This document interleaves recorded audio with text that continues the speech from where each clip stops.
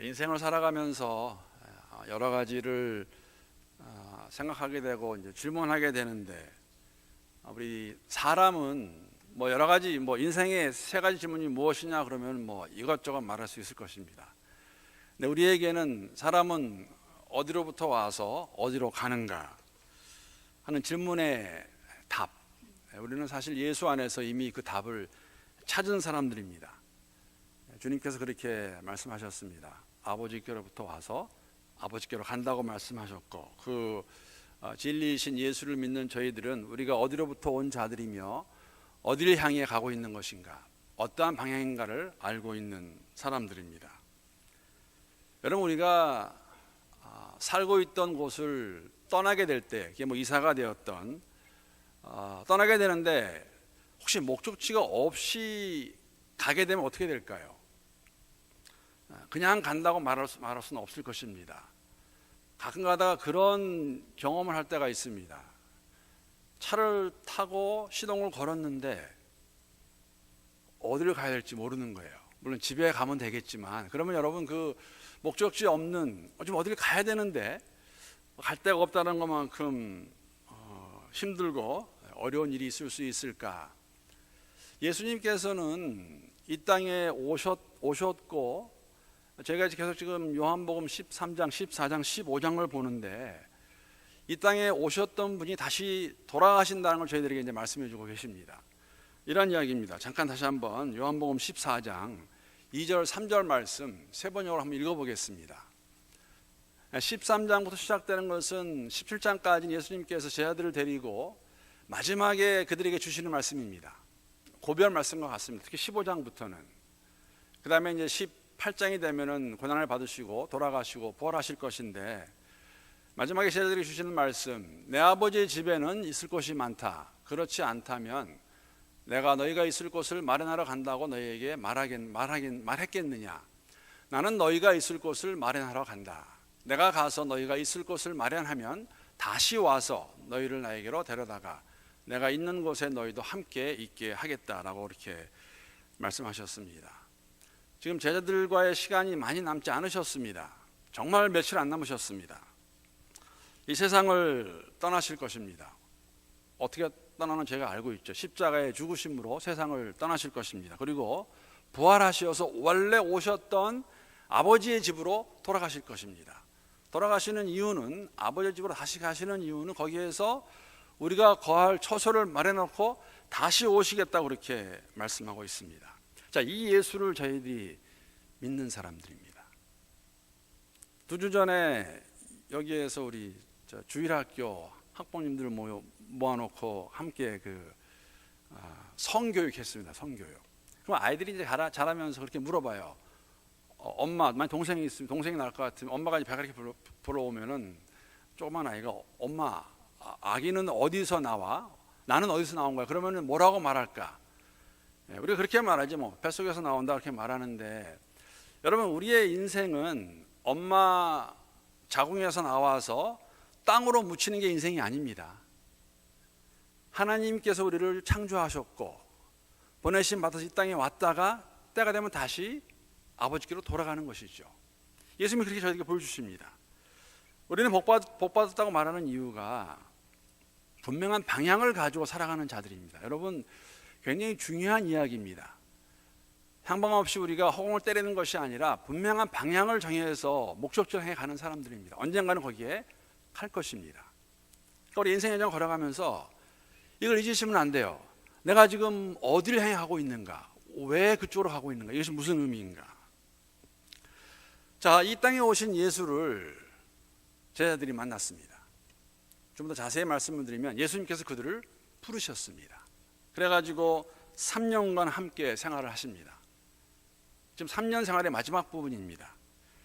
표면적으로 보게 되면 그들과 함께 잡수셨고 함께 잠을 잤고, 또 아마 이 땅에서 그 어떠한 사람들보다도 저는 장담할 수 있는 게 뭐냐면은 예수님이 하신 말씀을 가장 많이 들었고 하신 일을 가장 많이 보았고 예수가 어떠한 분인가를 가장 잘 아는 사람들이 있다면은 제가 드릴 것입니다. 공생의 3년간의 삶을 함께 했던 제자들만큼 예수를 가장 잘 아는 사람이 있었을까? 예수가 하신 일을 가장 많이 본 사람이 있었을까? 여러분, 아니면 아니라고 말하시기 바랍니다. 그런데 예수님께서 3년간 함께 하시면서 제자들이 알기 원하셨던 것이 무엇이었을까? 라는 질문을 던져봅니다. 뭘 알기 원했을까, 예수님께서?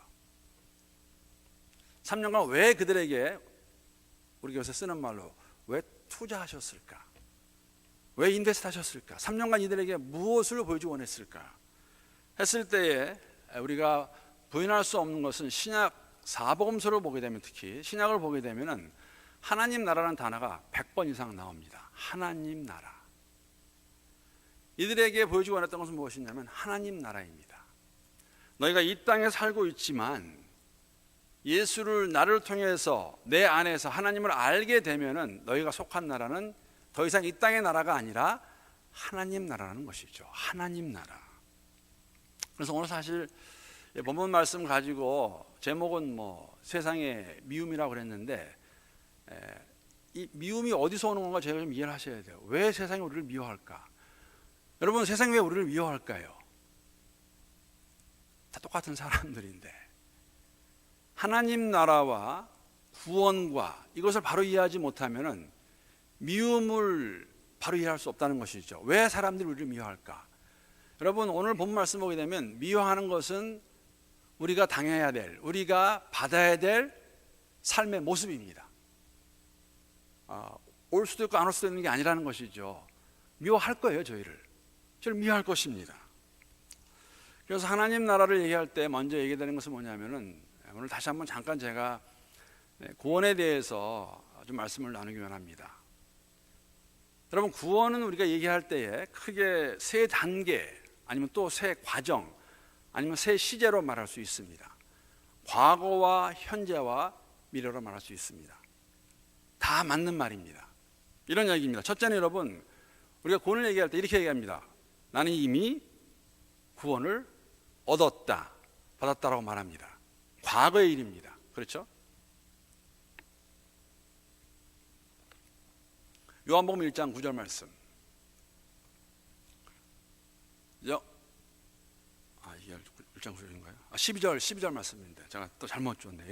요새는 어떨 때는 이렇게 쓰고 주는 게 잘못돼가지고 12절 말씀입니다. 제가 읽겠습니다. 자, 영접하는 자, 곧 그 이름을 믿는 자들에게는 하나님의 자녀가 되는 권세를 주셨으니라고 말씀하십니다.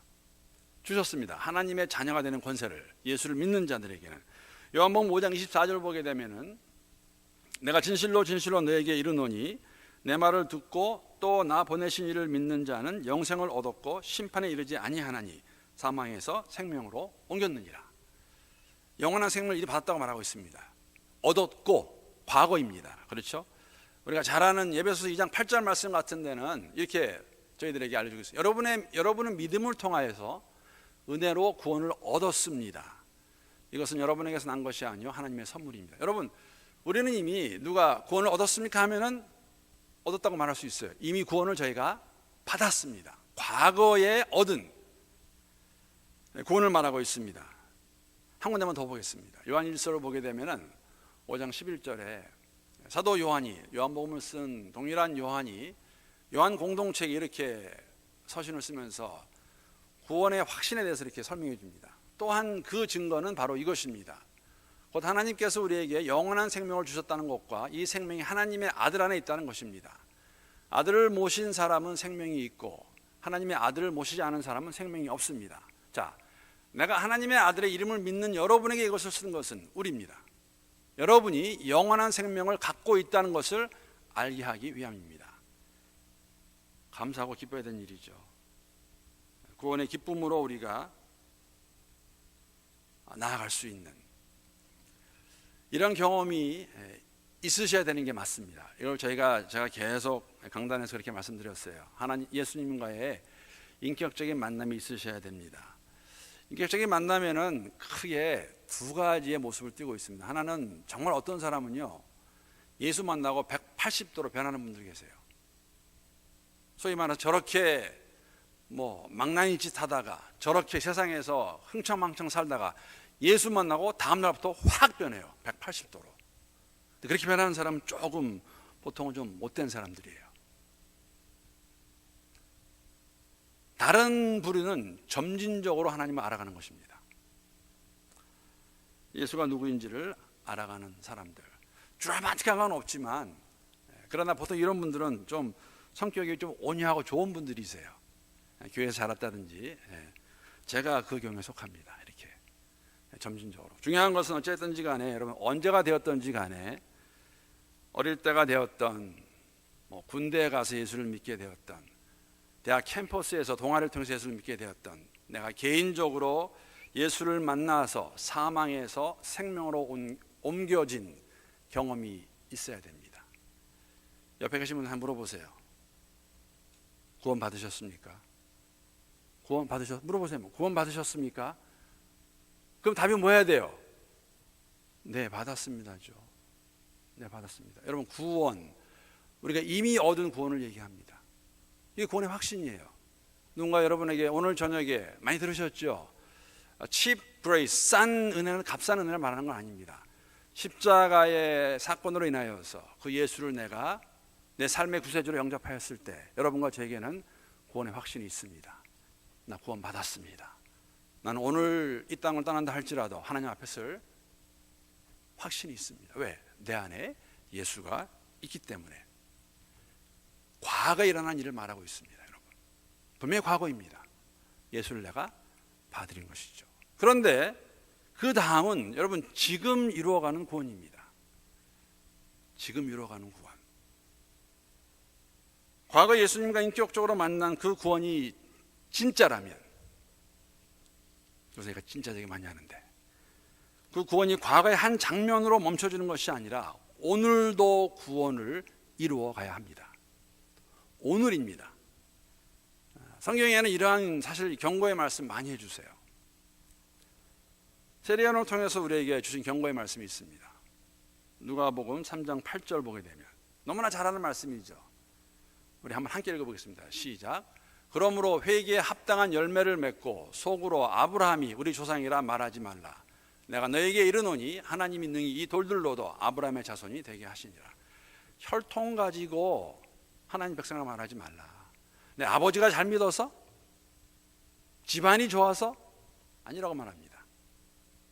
너희가 회개에 합당한 열매, 입으로 하나님의 아들이라 고백하면, 하나님의 백성이라 고백을 한다면 그 고백에 합당한, 여러분 회개라는 것은 내가 죄인인 걸 깨닫는 것이죠.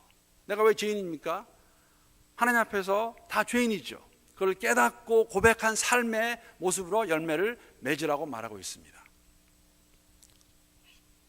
입술의 고백이 삶의 열매로 나와야 된다고 말하고 있는 것이죠.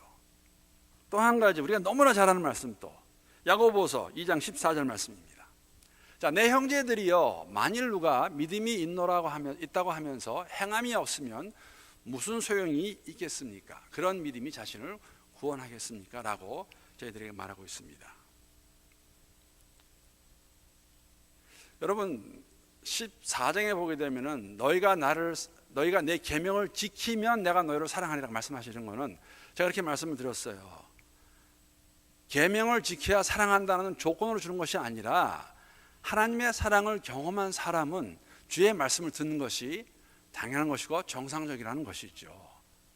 과거에 내가 예수를 만났다는 고백을 할 수 있는 사람의 삶의 모습은 당연히 정상적으로 그 구원을 이루어가야 된다는 것이죠. 행함이 있다는 것이죠. 그러니까 참 구원을 받았다면 삶의 열매는 정상입니다.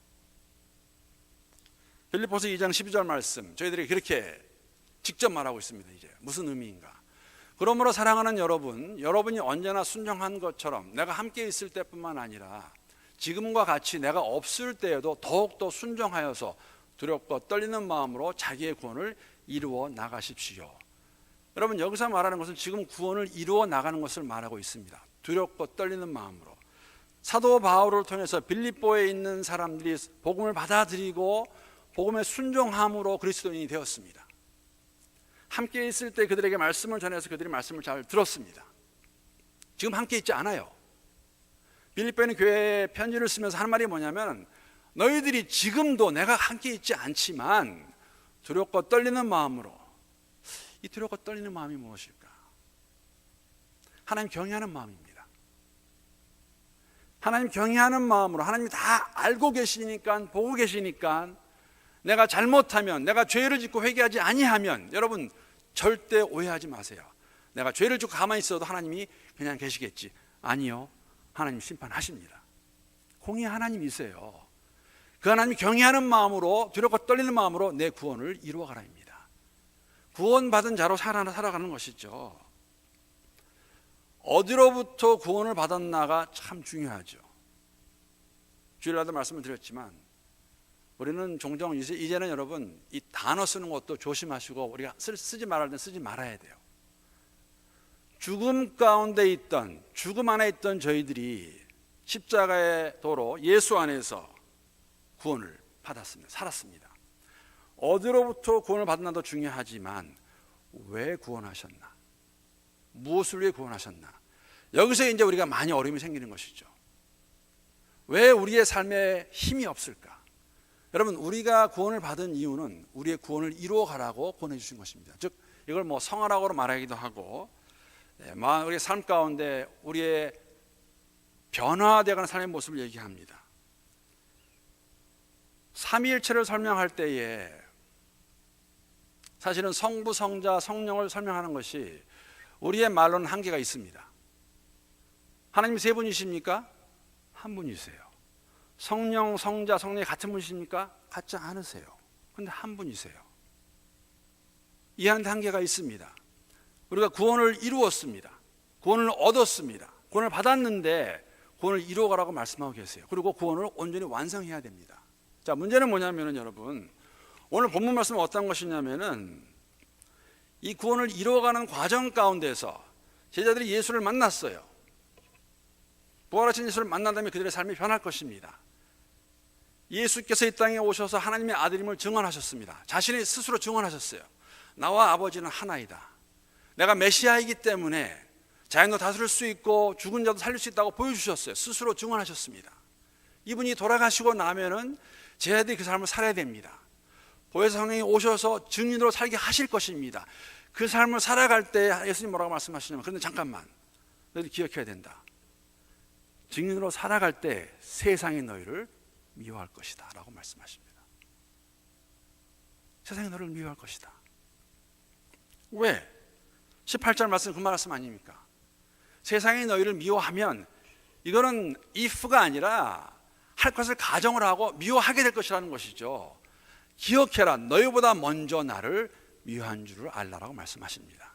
이게 굉장히 흥미로운 것은요, 예수님께서 요 17절에 가게 되면 뭐라고 하냐면, 너희가 서로 사랑하고 다시 말씀하세요. 공동체 안에서 우리가 서로 더 사랑하게 되면, 우리가 진심으로 진정한 마음으로 내 옆에 있는 형제자매를 사랑하게 되면 그 사랑을 하면 할수록 세상은 저희를 더 미워할 것입니다. 세상은 저희를 더 미워할 것이라는 것이죠. 세상의 미움을 받을 수밖에 없는 이유는 세상이 예수님을 좋아하지 않아요. 예수님 좋아하지 않습니다. 예수님이 하시고자 하는 일을 그들이 받을 수 없습니다.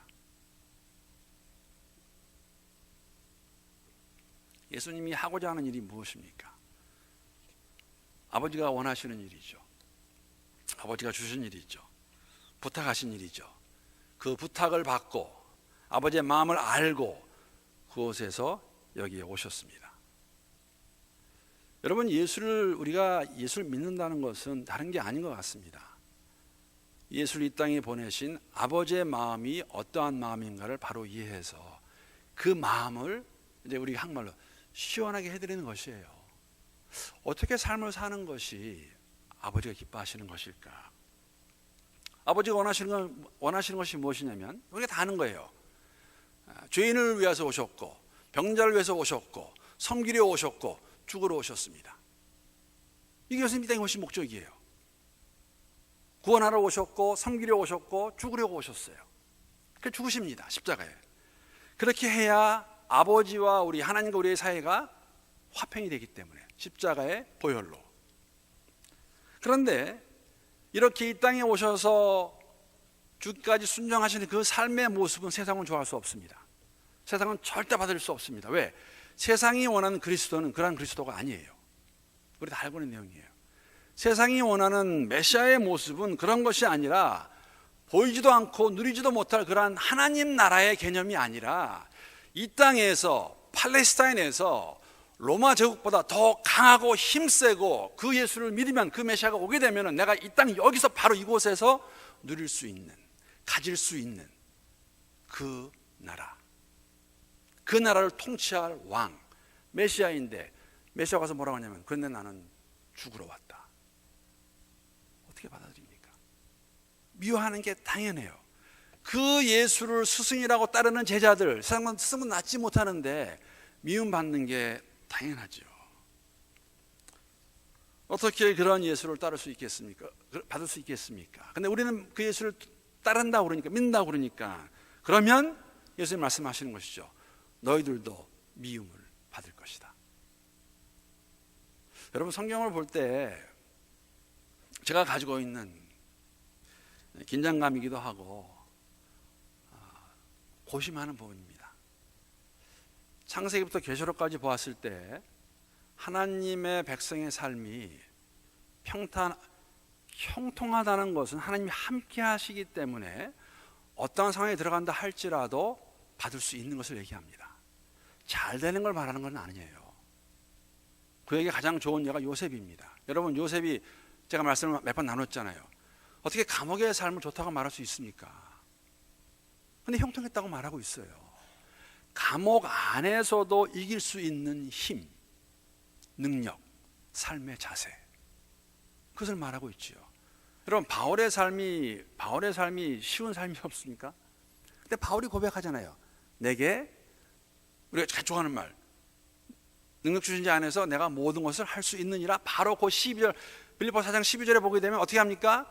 궁핍함에도 비참에도 처할 줄 알고 난 다음에 하는 말이에요. 내가 아무리 힘들고 어려운 상황에 들어간다 할지라도 하나님이 함께 하시기 때문에 내가 다 이것을 당할 수 있다는 것입니다. 그러니까 성경 창세기부터 계시록까지는 우리가 예수 믿으면, 하나님 알게 되면 모든 것이 다 잘 풀려서 건강하고 자녀들이 다 잘 되고 돈도 많이 벌고 인정받고 그러한 사람을 말하고 있지 않습니다. 오늘 말씀 똑같은 거예요. 예수를 믿는데 어떻게 미움을 받아요, 여러분? 예수 믿으면 인정받아야 되는 거 아니에요? 근데 세상이 너희를 미워할 것이라고 말합니다. 왜? 세상이 나를 미워했기 때문에, 세상이 나를 죽였기 때문에. 그 죽임을 당한 예수를 우리가 주로 모시고 살아갑니다, 여러분.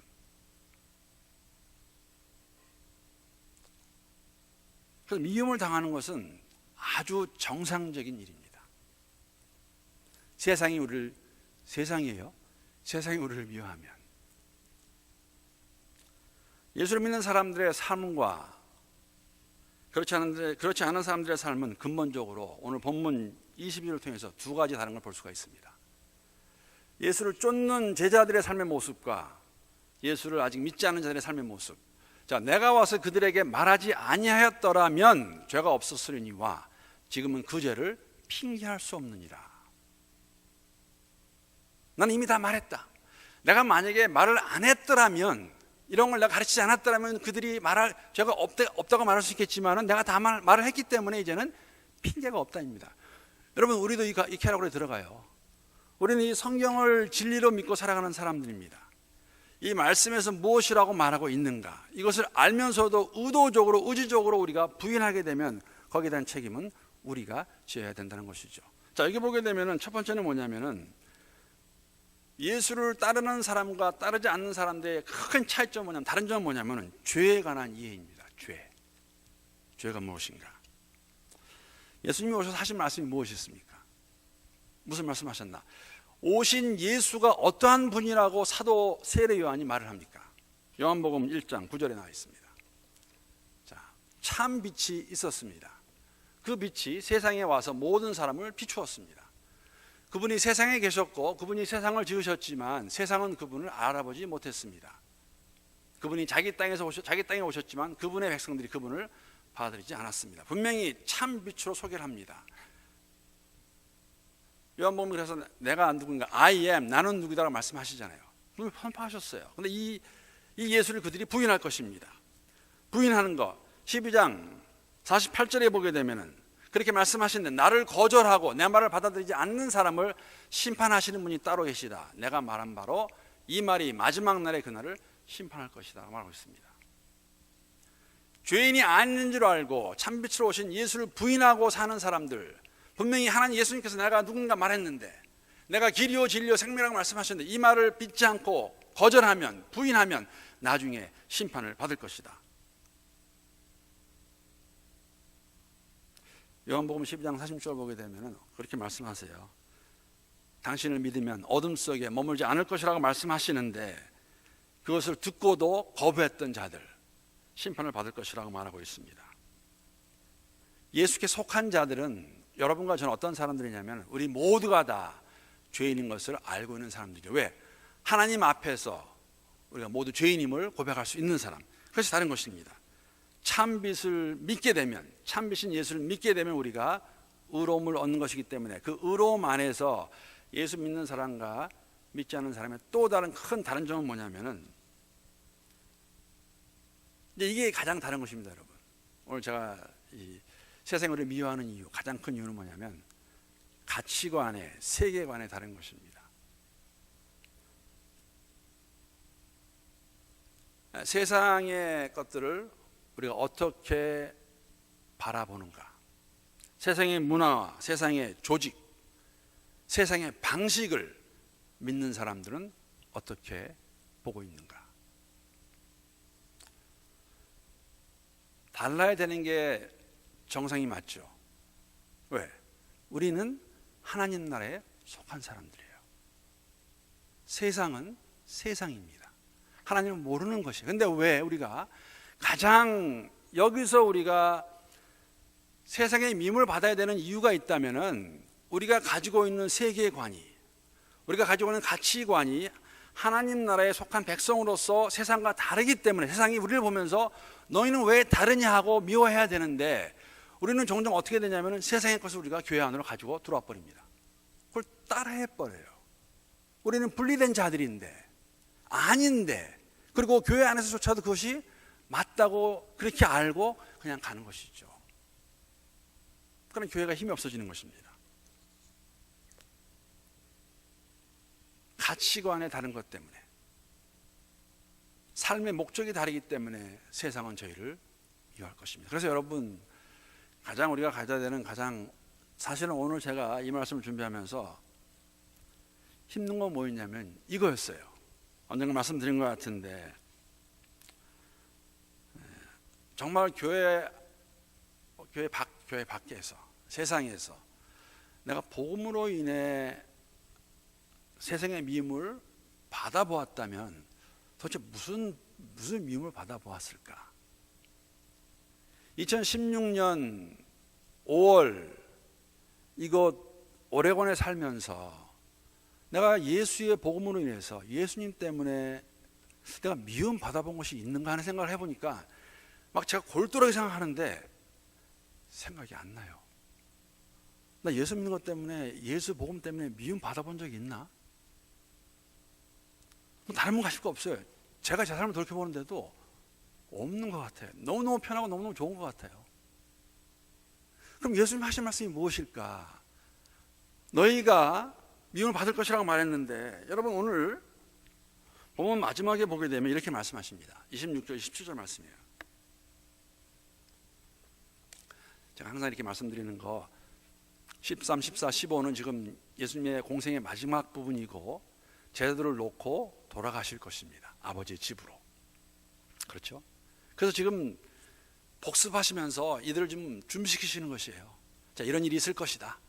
나는 갈 것이고 너희는 남아있을 텐데. 그래서 16장부터 하게 되면은 예수님이 기도하십니다. 이제 제자들을 위해서 기도하시는, 세상과 제자들에서 기도하는 모습이 나오는데, 자, 내가 아버지께로부터 너에게 보낼 보혜사, 이거 말씀하셨죠. 내가 가게 되면은 보혜사가 오실 것이라고 말씀하셨어요. 곧 아버지께로부터 나오시는 진리의 성령이 오실 때에 그가 나를 증언하실 것이요, 너희도 처음부터 나와 함께 있었으므로 증언하느니라. 제자들은 공생의 처음부터 함께 했습니다. 예수님께서 스스로 증언하셨습니다. I am the Messiah, I am the Christ. 내가 그리스도라고 말씀하셨어요. 증언하셨습니다. 그러면 이 가시고 나면은 성령이 오셔가지고 계속 예수가 그리스도임을 증언하는데 제 아들을 통해서 증언의 삶을 살 텐데, 그 증언의 삶을 살게 되면은 예수가 누군가를 가르치는 것은 뭐냐면 세상을 거슬러 가는 것입니다. 그러면 세상이 너희들을 보고 너희들을 미워할 것이다. 그러면 여러분 어떤 질문이 되냐면 이렇게 생각하시면 돼요. 이제 이 돌을 돌려서, 그럼 내가 세상이 나를 미워하지 않으면 가질 수 있는 질문은 뭐냐면 나는 예수의 증인으로 살고 있지 않나? 하는 질문을 던질 수 있는 거예요. 나는 정말 내가 만약에 제가 삶 가운데에서 예수의 증인으로 살고 있다면 예수님은 미움을 받을 것이라고 말하고 있는데 내 삶이 너무너무 평탄하고 다 좋고 아무것도 없다면 이게 어디서 뭐가 잘못된 것인가? 그런 질문입니다. 자, 이렇게 되면 여러분 마지막 때에 우리의 삶의 모습이 어떻게 될까? 마지막 때 예수께서 오셨을 때 우리의 모습이 어떻게 될까? 그 성경에 보게 되면 제가 고린도전서를 나누면서도 3장에 다룬 내용입니다. 부끄러운 구원이 있습니다. 그렇죠? 부끄러운 구원. 네, 고린도전서 3장 13절에 15절 말씀입니다. 네, 마지막 때의 모습입니다. 그에 따라 각 사람의 업적이 드러날 것입니다. 그날이 그것을 환히 보여줄 것입니다. 그것은 불에 드러날 것이기 때문입니다. 불이 각 사람의 업적이 어떤 것인가를 검증해 줄 것입니다. 어떤 사람이 만든 작품이 그대로 남으면 그는 상을 받을 것이요, 어떤 사람의 작품이 다 타버리면 그는 손해를 볼 것입니다. 그러나 그 사람은 구원을 받을 것이지만 불 속을 헤치고 나온 듯할 것입니다 라고 말하고 있습니다. 이게 무슨 말이냐면요, 이게 우리가 이제 신학적으로 보면 이게 부끄러운 구원이라고 말을 합니다. 예수를 믿어서 구원을 받았는데 그 삶 가운데는 하나님 나라를 위해 산 것이 아무것도 없는 거예요. 불을 확 태워봤더니 다 타요. 남는 게 아무것도 없어요. 구원은 받을 거예요. 이 땅에 살아가면서 우리가, 여러분과 제가 예수의 제자로 고백을 하는데 여기 살고 있습니다. 우리 여기서 하나님의 나라는 이 땅과는 같지 않다는 것이죠. 여기 살고 있지만 여러분, 우리가 한 가지 오해하기 쉬운 것은, 제가 이런 좀 그러면 좋겠는데, 과거에 구원을 받았어요. 어느 시점에서. 그러면 이 땅에 살고 있지만 우리의 소속은 여기가 아닙니다. 우리의 소속은 어디입니까? 하나님의 나라예요. 이 땅에 살고 있지만 예수의 증인으로 살면서 우리가 공적을 쌓아야, 즉 하늘나라에 내 보물을 쌓아두어야, 지금 예수 믿었어요. 이게 언제인지 모르지만, 그러면은 예수님이 오실 거예요. 예수님이 오실 겁니다. 그러면은 예수 믿고 난 다음부터 하나님 나라에 들어가서 이 땅에 살고 있지만 하나님 나라 백성으로 살아가면서 우리가 하늘나라의 보물을 쌓아두어야 그날이 와서 불로 확 태울 때 남는 게 있을 거 아니에요. 이 땅에 살면서 예수를 믿고 하나님 나라에 속했다고 말하고 있는데 계속 여기서 살아가고 있으면, 여기에 우리가 소망을 두고 살아가고 있으면 남는 게 아무것도 없어요. 이 이야기입니다. 불을 질러봤더니 다 타버려요. 부끄러운 구원을 말하고 있습니다. 구원의 마지막 모습은 뭐냐면은 온전한 구원입니다. 마침내 이루어질 구원입니다. 마침내 이루어질 구원. 예수를 믿고 하나님 나라에 속해서 두렵고 떨리는 마음으로 우리가 구원을 이루어갑니다. 다시 오실 때가 되면 우리는 온전한 구원을 이룰 것입니다. 그것을 우리가 부활의 몸을 입고 영원 가운데 거한다고 말하고 있죠. 말씀 한 군데만 더 보겠습니다. 베드로전서 5장 10절 말씀. 그러면 모든 은혜의 하나님, 곧 그리스도 예수 안에서 여러분이 그분의 영원한 영광 가운데로 부르신 분이 잠시 고난받는 여러분을 친히 온전하게 하시려고 굳건히 세우시고 강하게 하시고 견고하게 하실 것입니다. 영원한 영광 가운데로 부르신 그분께서, 영원한 영광은 그날이 되어 이루어질 것입니다. 우리가 영원한 영광을 이루지 못했어요. 그것으로 부르셨어요. 우리의 삶 가운데 어떤 시기에 예수를 만나셨습니다. 이 땅에 살고 있지만 우리 이 땅에 속한 사람들이 아니라고 말하고 있습니다. 하나님 나라에 속한 사람들입니다. 구원을 얻어서 다시 오실 그날까지 우리가 구원을 이루어 갈 때, 이 땅에 이루어 갈 때 하늘나라의 보물을 쌓아두면서 이거 올 겁니다. 그날이 왔을 때에 우리는 온전한 구원을 이루어서 영원한 영광 가운데 들어갈 것입니다.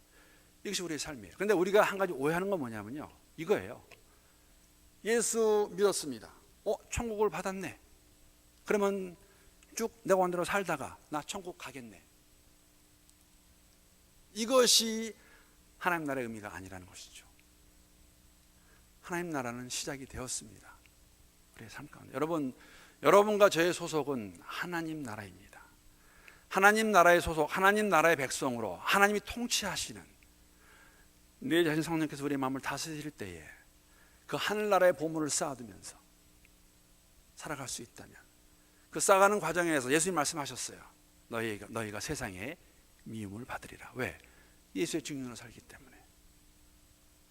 그러면 나중에 영광 가운데 들어갈 때에 다 불사르고 나면 남는 것이 있을 것입니다.